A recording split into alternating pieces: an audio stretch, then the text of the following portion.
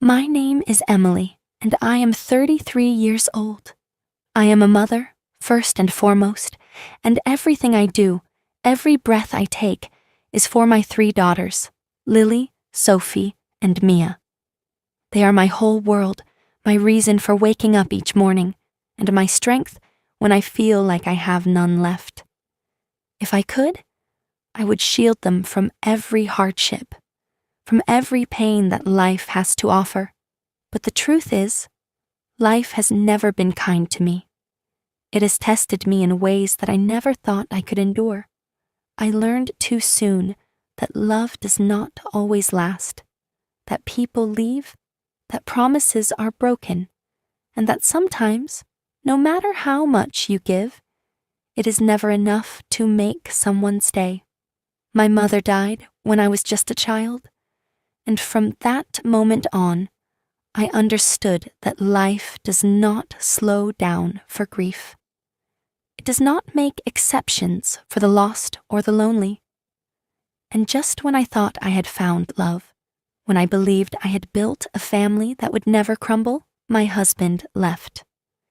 He walked out of our lives when our youngest, Mia, was just a baby.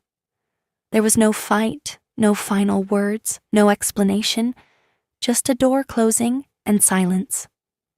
He never looked back, never called, never sent money, never asked about his daughters, never acknowledged our existence again.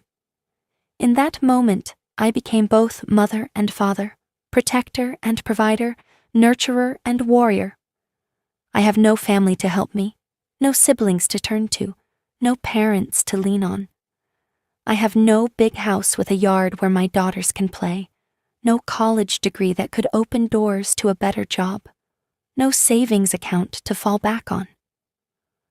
What I do have is determination, an iron will that refuses to let me break, and a love for my children that pushes me to keep going even when I feel like I can't take another step.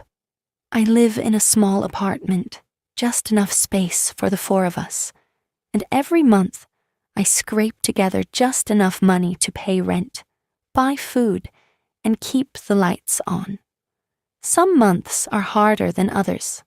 Some nights, I go to bed hungry so my daughters can have full stomachs.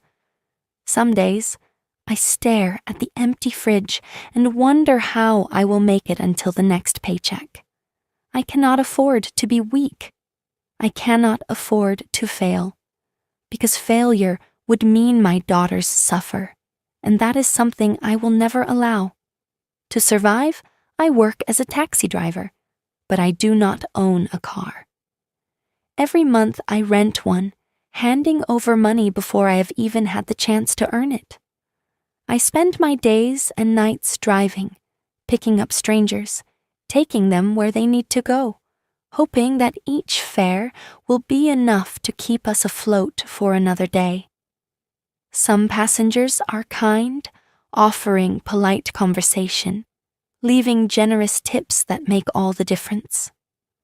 Others are cruel, treating me like I am invisible, like I am nothing more than a machine with a steering wheel. And then there are those who refuse to pay, running off into the night while I sit there, helpless and angry, knowing that I will have to make up for that lost fare out of my own pocket. But no matter what happens, I do not stop. I cannot stop, because my daughters need me. They need food, they need clothes, they need school supplies, they need a roof over their heads. And if I do not work, if I do not push through the exhaustion, through the sickness, through the tears that I swallow down, then they will have nothing. I drive when I am tired. I drive when I am sick. I drive when my body aches, when my eyes burn from lack of sleep, when my hands tremble from gripping the wheel for too many hours. I drive even when all I want to do is pull over and cry. And at the end of the day, when I come home, when I step through the door and see my daughters' sleepy faces, I hold them close. I run my fingers through their soft hair. I kiss their warm foreheads. I whisper, I love you. And in those moments, I forget the exhaustion. I forget the struggle, because they are worth everything. I would do it all over again just to see them smile.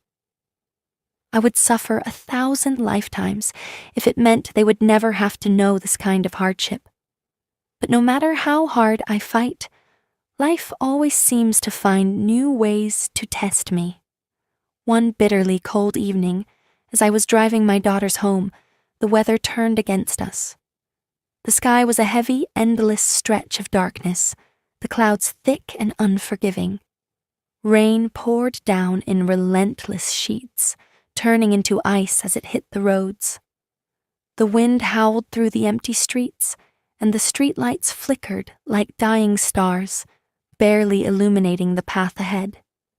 The air inside the car was frigid, and no matter how high I turned the heater, the cold seemed to seep into our bones. Mia, my youngest, curled up in the back seat, her small voice breaking through the silence. "Mama, I'm cold," she whispered, her breath fogging up the window. My heart clenched painfully. "I know, sweetheart," I said softly, trying to keep my voice steady. "We'll be home soon." I tightened my grip on the steering wheel, my knuckles turning white. The roads were treacherous, slick with ice, and my nerves were stretched thin. My heart pounded against my ribs as I carefully navigated the empty streets, each turn feeling like a gamble between safety and disaster. My daughters' quiet breaths filled the silence, their trust in me absolute. I had to get them home, I had to keep them safe, and then, without warning, everything changed. A blinding light, a deafening crash, a violent jolt that sent my body flying forward. The world spun. Pain exploded through me, sharp and unforgiving. And then, darkness. When I woke up, the world felt distant, detached, as if I were floating in a void. My eyelids were heavy, my limbs useless. A bright white ceiling loomed above me, the rhythmic beeping of machines filling the silence. The sharp, sterile scent of medicine stung my nose. Panic flooded through me before I could even process the pain. My daughters, where were they? My throat was raw, my voice barely a whisper as I forced out their names. Lily, Sophie, Mia. The effort sent a searing pain through my chest, but I didn't care. I needed to know they were safe. A soft voice broke through my fog. "Don't move too much," a nurse said gently, placing a warm hand over mine. "You were in a bad accident." But I didn't care about myself. "My daughters," I choked out, my vision blurring with panic. "Where are they?" The nurse squeezed my hand. "They're here. They're safe." Relief hit me so hard that tears spilled down my cheeks. A few moments later, the door burst open and 3 small figures ran toward me, their voices breaking the stillness. "Mama." They clung to me, their little hands gripping mine, their tear-streaked faces pressed against my skin. I held them with every ounce of strength I had left, feeling their warmth, their love, their need for me. They were safe. That was all that mattered. But the relief didn't last long. The doctor walked in, his face somber, his words heavy. "You have a broken leg," he told me. "You'll need surgery, and after that, you'll need time to heal." Time. The one thing I didn't have. I had rent to pay. I had mouths to feed. I had no safety net, no help, no way to survive without working. And then he said something worse. I had crashed into an expensive car. The owner was demanding $20,000. More money than I had ever seen in my life. More money than I could ever make, even if I worked every hour of every day. My body was broken, my spirit shattered. I buried my face in my hands and sobbed. My daughters cried with me, their tiny arms wrapped around me, trying to comfort me when I was supposed to be the one protecting them. I had nothing left. I was lost. And then something happened, something that would change everything. I sat in that hospital bed, staring at the ceiling, feeling like I had lost everything. The walls felt cold, the air smelled of disinfectant, and the rhythmic beeping of machines reminded me that I was still here, still breathing, still stuck in a nightmare I couldn't wake up from. My body ached, my leg was broken, my mind was exhausted, and my heart felt like it had been crushed under the weight of life's cruelty. My daughters slept beside me, their small hands still wrapped around mine, as if they knew I needed something to anchor me. I had always told them that no matter how hard things got, I would find a way to take care of them, that I would never let them suffer. But now, for the first time, I didn't know if that was true. How could I protect them when I couldn't even stand on my own 2 feet?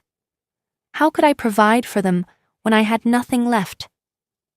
The accident had taken everything from me, my job, my car, my savings, my last shred of stability. I was drowning, and no matter how hard I tried to fight my way to the surface, the weight of reality kept pulling me under. Then something happened, something that seemed too impossible to believe. My story had spread. I didn't know how or why, but people had heard about me. Strangers, people I had never met, people who had no reason to care, started reaching out. At first, it was small, just a few kind messages from people who had read about my struggles and wanted to tell me to stay strong. Then, something bigger.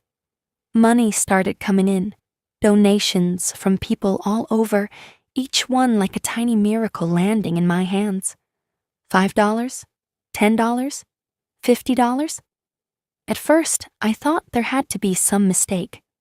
Why would anyone want to help me? What did they see in me that made them care? But the kindness didn't stop. The donations kept coming, and soon my hospital bills, the terrifying weight that had been pressing down on me, were gone, paid. Just like that. I didn't owe a single cent. It was something I never could have imagined, something I never thought would happen to me. For so long, life had been nothing but struggle, but now, for the first time, I felt something new. Hope. Then, the phone call came. I was still in the hospital when I heard the deep, steady voice on the other end. "I heard your story," the man said. "I want to help." His voice was calm, certain, like he had already decided what he was going to do. I gripped the phone tightly, my heart pounding. Who are you?" I asked, afraid to believe that this could be real. He hesitated for only a moment before saying, "You'll see soon." Then he hung up. I stared at the phone in my hand, my mind spinning. Who was he? Why did he want to help me? I had spent so many years relying only on myself, fighting alone, that the idea of someone stepping in to lift me up felt impossible. 2 days later, I got my answer. A group of people arrived at the hospital, carrying flowers, warm clothes for my daughters, and smiles that radiated kindness. And then he walked in, the young man. He had kind eyes, the kind that made you believe in goodness again, the kind that made you feel like maybe, just maybe, you weren't alone anymore. He sat beside me, his presence calm and steady, and said, "You don't know me, but I know you." His words made my heart stop. Why? Why did he care? What did he see in me? "Why are you doing this?" I asked, my voice barely above a whisper. He smiled, a small knowing smile, and said, "Because I can." And in that moment, something inside me broke. The years of struggling, the pain, the loneliness, the nights spent crying when my daughters couldn't see, it all came rushing out. I covered my face with my hands and sobbed. For the first time in so long, I wasn't crying because I felt hopeless. I was crying because, for the first time, someone was telling me I didn't have to do this alone. But that was only the beginning. The young man and his team paid for everything, every last hospital expense, every debt I had from the accident, and then they did something even bigger. A few days later, once I was well enough to leave the hospital, they took me and my daughters somewhere new. I didn't understand at first. I thought maybe it was a shelter, a temporary place to stay until I could get back on my feet. But when we arrived, I realized it was something much, much more. It was a house, a beautiful, warm, safe house, bigger than anything I had ever lived in. "This is for you," they said. I couldn't believe it. My mind refused to accept that this was real. "For me?" I whispered, my voice breaking. "Yes," they said. "You don't have to pay rent anymore. This is your home now." I fell to my knees, overwhelmed with emotion. My daughters clung to me, their tiny hands grabbing at my arms as tears ran down their cheeks. I sobbed, unable to control the flood of emotions. I had spent my entire life fighting to survive, never daring to hope for more than just getting through the day. And now, for the first time, I had a home. A real home. A place where my daughters could sleep peacefully without fear of being forced to leave. A place where I didn't have to worry about the rent or the bills or how I would make it through the next month. It felt like a dream, but this time I wasn't going to wake up. And it didn't stop there. One day, the young man sat with me and asked, "What is your biggest dream?" I hesitated. I had never been allowed to dream before. Life had always been about survival, about getting through the day, about making sure my daughters had food to eat.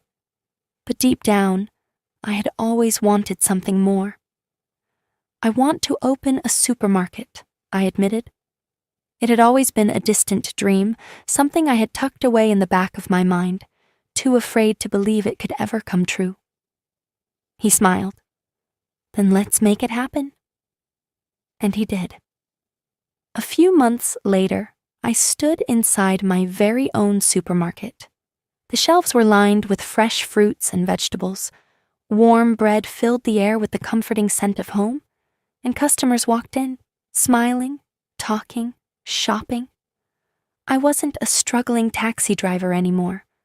I wasn't a woman barely holding on, a mother desperate to provide for her children. I was a businesswoman. I was strong. I was free. That young man changed my life. Not just with his money, not just with his generosity, but with his kindness, his belief that I deserved better. He taught me that even in the darkest times, there are good people in this world. People who care, people who help, not because they have to, but because they want to. I started with nothing, and now I have everything: a home, a job, stability, and most importantly, I have my daughters, happy and safe, never having to worry about where they will sleep or what they will eat. To everyone who followed my journey, to those who supported me, who believed in me, who reminded me that kindness still exists, thank you. And to you, reading this now, I want you to remember something.